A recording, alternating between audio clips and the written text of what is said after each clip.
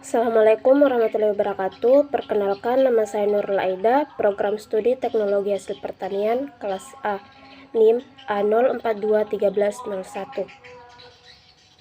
Di sini saya akan menjelaskan terkait perekonomian Indonesia hingga target pertumbuhan 5%. Dan saya akan menjelaskan dalam unsur 5W tambah 1H. Yang pertama yaitu what atau apa. Apa yang terjadi? Kondisi perekonomian Indonesia hingga target pertumbuhan 5%. Pemerintah memprediksikan bahwa pertumbuhan ekonomi Indonesia di tahun 2022 dapat mencapai kisaran 5% hingga 5,5%. Menteri Koordinator Bidang Perekonomian Airlangga Hartarto untuk mendorong perekonomian di tahun ini, yakni melakukan alokasi dana penanganan COVID-19 dan pemulihan ekonomi nasional. Akan tetapi, pemulihan ekonomi di tahun 2022 diproyeksi tidak akan semulus yang diharapkan. Pasalnya, masih ada ancaman inflasi dan kesenjangan pertumbuhan yang semakin mengerus di negara miskin. Siapa? Siapa yang terlibat di dalamnya?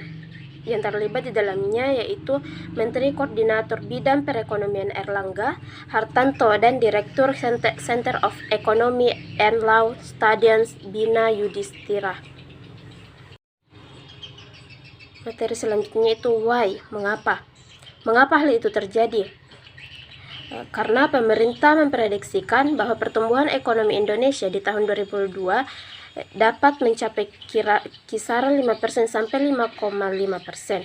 Sementara Bank Indonesia memprediksikan pertumbuhan ekonomi di tahun 2022 akan berada di sekitar 4,7% sampai 5,5%. Bank Indonesia optimis bahwa pemulihan akan terjadi pada tahun ini.